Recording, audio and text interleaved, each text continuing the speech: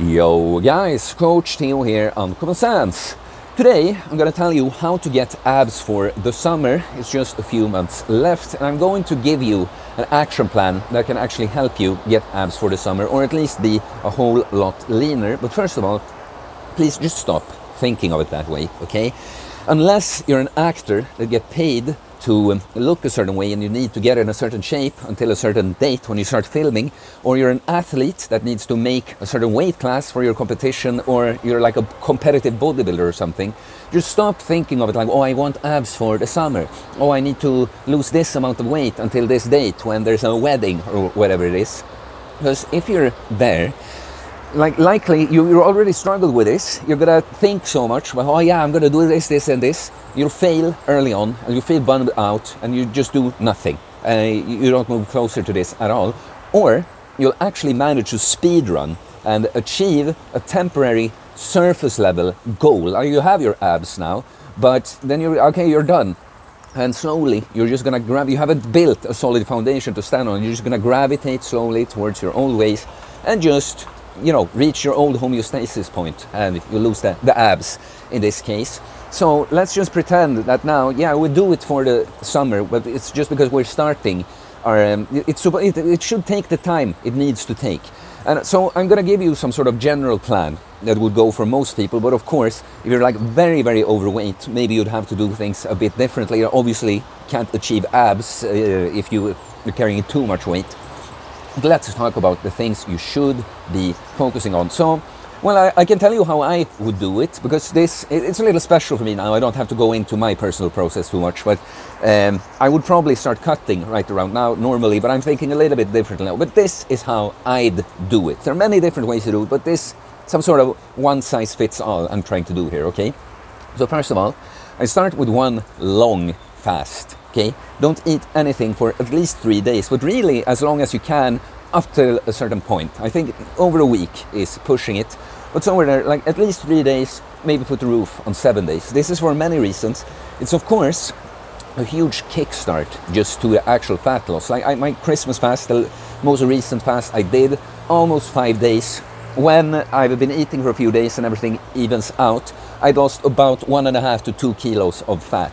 And that's, of course, in just a few days, that's a great fat loss. So it's both an actual, like, kickstart, you're losing weight faster, but this can be a, you know, surge of motivation too, like, wow, I did it, or wow, I'm already ahead, I want to keep going now. So it's just a great way to start. And then, if you do that long fast, you need to plan rigorously what you're eating on the day of breaking the fast. A fast, when done for weight loss purposes, it's not over until the day when you broke the fast is over, in a sense. You have to nail the food on the day you're breaking it to, because if you just go binging on a bunch of crap, you ruin so much of it. Your body will be a bit more prone to hold on to weight, and yeah, you're likely to keep going somehow after this. So do the long fast and plan to eat good, healthy, whole foods. And so after this, of course, you can do more fasting, but we're trying some kind of one-size-fits-all here. I'd go on some kind of daily deficit. Like, start out, just Google a calorie calculator, put in your stats there, be honest, don't be too generous. If anything, put like lower activity levels than you have, and that. And use that as some sort of baseline, and probably like a 500 calorie deficit from what your maintenance is there is what you should be going for. And then you need to strategize so you can actually stick to this. Intermittent fasting, it has other benefits, you know, for insulin sensitivity and that, but a lot of what it is just a good strategy to be able to stick to a certain amount of food. For most people, that will mean delaying breakfast, okay? Because, like, one example, once when I cut, I've been eating 3 meals, maintenance for a while, and then when I'm supposed to eat less, I changed it to 2 meals that were slightly larger, like each meal, but overall the calories were lower. And I pushed up, so I didn't eat until like 1 in the day. And then I can have my last meal at like a few hours before I go to bed. I can have like a big meal, so I actually feel quite satisfied, but I'm still in a deficit for the day, you see? So intermittent fasting, other benefits, but when it comes to weight loss, I just think it's a good strategy. And there are very few. If you think you're a breakfast person, you probably just have the habit of eating breakfast. If you push through a little bit of hunger in the morning for like a couple of weeks, probably that's going to change. I've worked with just a few people that actually have an easier time. If they get to eat like breakfast and lunch, they can just go for the rest of the day without eating. For most people, it's the opposite. Skipping breakfast is the easiest. So, of course, you should be focusing on clean, healthy, whole foods. It'll make it easier because both they're more nourishing. Like sometimes, if you eat one reason we overeat when we eat unhealthy food is just that we're getting energy, you know, but we're not really getting nutrition. And so, if the body has some kind of deficit, it can't like tell you somehow like, oh, you really crave some vitamin A now or whatever. You know, it will just tell you eat more. It's actually salt. The reason many people crave these salty junk foods is because their body has identified it as a source for salt. But if you start salting your meals more, you'll actually, in some cases, crave these salty junk foods less. So whole foods, for this reason, they are more satiating because they just are, because they're more nutrient dense. But focus on high protein is what I want to say mainly.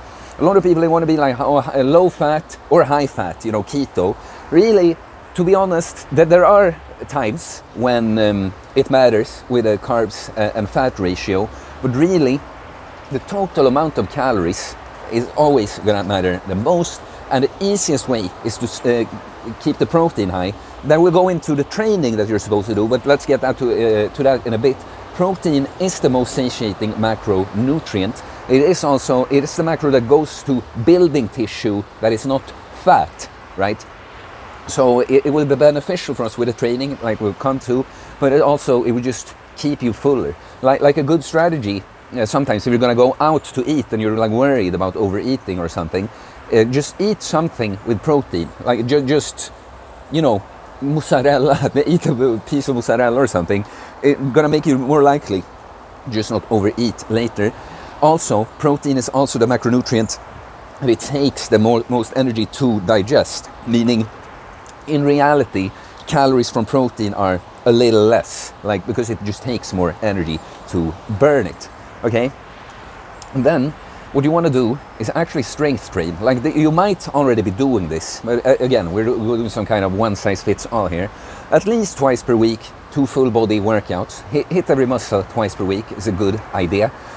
Compound movements, in that case, if you're just doing full body workouts, you know, your squats, deadlifts, rows, chin-ups or lat pull-downs, dumbbell presses, bench presses, shoulder presses, those kinds of exercises, and really try to get stronger on them.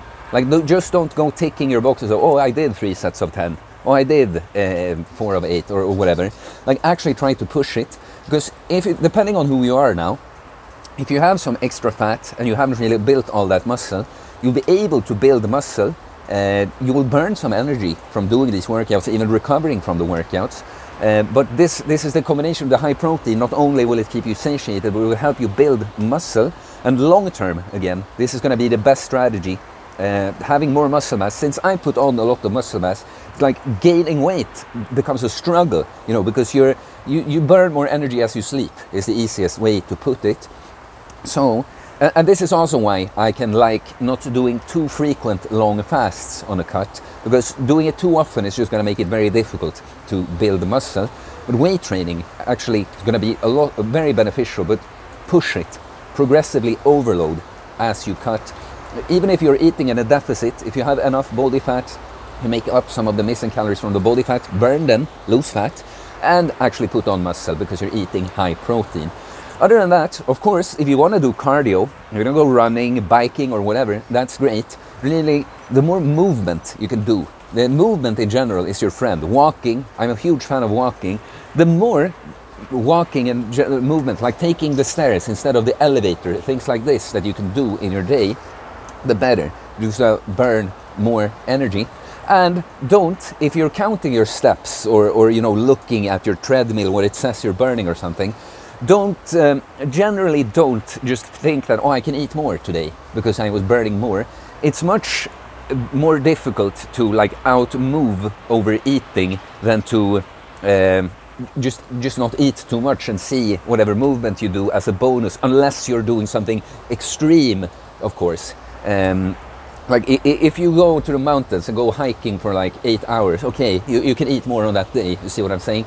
But to be honest, people don't spend as much energy from their cardio, whether low or higher intensity, as they think.